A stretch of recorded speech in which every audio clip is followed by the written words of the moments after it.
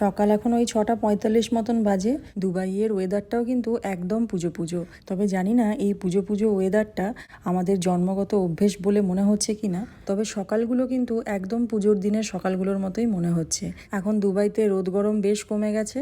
তবে অনেকেই জানতে চাইছিলেন যে দুবাইতে পুজোর সময় ঘুরতে যাওয়া যাবে কিনা। আসলে দুবাইতে যে সমস্ত ঘুরে দেখার জায়গাগুলো আছে সেগুলো কিন্তু অক্টোবরের মাঝামাঝি সময় থেকেই খুলবে। এখনও অনেক জায়গা রিনোভেশনের কাজও চলছে, তাই যদি দুবাই আসার প্ল্যান করেই থাকেন তাহলে বলবো অক্টোবরের শেষের দিক থেকে এপ্রিলের মাঝামাঝি সময় অবধি যে কোনো সময় আসতে পারেন। এই ক্যানেলটা আমাদের একদম বাড়ির কাছাকাছি, তাই যখন সকালবেলা হাঁটতে বেরোই কোনো দিন এই ক্যানেলের দিকে আসি, নয়তো বুর্জ খালিফার দিকে যাই। আজকে ব্রেকফাস্টে খাচ্ছি ম্যাঙ্গো ওটস স্মুদি। আমাদের সোম থেকে বৃহস্পতি যেহেতু স্পন্দনের স্কুলের টিফিনে এটা ওটা অনেক কিছুই দিতে হয়, সেই জন্য ব্রেকফাস্টের জন্য আর নতুন করে কিছু চিন্তা করতে হয় না, ওখান থেকেই আমাদের ব্রেকফাস্টটাও হয়ে যায়। কিন্তু শুক্রবার দিনকে যেহেতু স্পন্দন তাড়াতাড়ি বাড়ি চলে আসে, টিফিনেরও অত ঝামেলা থাকে না সেরকম, আর হাজব্যান্ডেরও ওয়ার্ক ফ্রম হোম থাকে শুক্রবারে, তাই যেটা সহজে হয়ে যাবে ওরকমই কিছু একটা বানিয়ে খেয়ে নিই। শুক্রবারে স্পন্দনের স্কুল তাড়াতাড়ি ছুটি হয়ে যায় বলে আমাদের লাঞ্চটাও তাড়াতাড়ি হয়ে যায়। আচ্ছা, আপনাদের পুজোয় কার কী কী প্ল্যান? কে কে নিজের দেশে বা নিজের শহরে থাকছেন বা কেউ বাইরে ঘুরতে যাচ্ছেন, অবশ্যই কিন্তু কমেন্ট করে জানাবেন। আজকে লাঞ্চে বানাচ্ছি একটা অন্যরকম রেসিপি, সেটা হচ্ছে ধনিয়া ভেটকি। এই ভেটকি মাছ কিন্তু দুবাইতে খুব ভালো রকমই পাওয়া যায়, তবে দুবাইতে ভেটকি নামে এই মাছটা বিক্রি হয় না। দুবাইতে এই ভেটকি বারামুন্ডি নামে পরিচিত। এই ভেটকির নাম শুনলেই বাঙালিদের মনে কয়েকটা কমন রান্নার কথাই মাথায় আসে, যেমন ভেটকির পাতুরি, সর্ষে ভেটকি। তো আমি ভাবলাম এগুলো তো একঘেয়ে খেয়েই থাকি, তো আজকে একটু অন্যরকম কিছু হোক।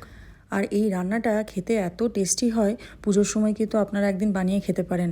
চটজলদি হয়েও যায় আর ভীষণ টেস্টি হয়। ওই তো দেখলেন মশলার মধ্যে পেঁয়াজ, রসুন, আদা, কাঁচা লঙ্কা, ধনেপাতা একসঙ্গে বেটে নিলাম, আর এদিকে নুন হলুদ দিয়ে মাছটাকে একটু হালকা করে ভেজে নেব, কারণ ভেটকি মাছ এমনিতে একটু নরম হয়, ভেঙে যাওয়ার চান্স থাকে।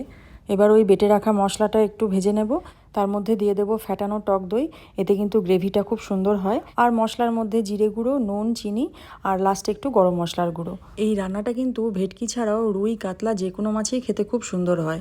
আর এই ধনেপাতার ফ্লেভারটা এত সুন্দর আসে, যতবার আপনি ভাতের সঙ্গে মেখে খাবেন ততবার যেন শীতকাল শীতকাল একটা ফিলিং আসে। মাছগুলো যেহেতু একটু নরম, তাই গ্রেভির মধ্যে আর মাছগুলো দিয়ে ফোটালাম না, মাছগুলোর ওপরে গ্রেভিটা ঢেলে দিলাম, ব্যাস এবার সময় মতন চালান করে দিলেই হলো। এদিকে স্পন্দনের স্কুলে একটা প্রজেক্ট দিয়েছে, ওই হেলদি ফুড আর জাঙ্ক ফুড নিয়ে একটা স্টোরির মতন বানিয়ে ওটাকে প্রেজেন্ট করবে একটা ভিডিওর মাধ্যমে। তো আমাদের তিনজনের এখন 3 রকম ডিউটি পড়েছে, তো চলুন আপনারাও একটু দেখে নিন। What a beautiful day it is. Am I right, Amber? Oh, you are so right. Let's open a food basket and see what we got. Yeah, why not? Let's see what I got. Oh, I got pizza and burger. Now let's see what I got. Let's go. I got salad. I am so happy. You, who eats salad? At least salad is healthier than pizza and burger. Okay, the moral of the story is that we should eat healthier food because it gives us strength to our body and gives us immunity.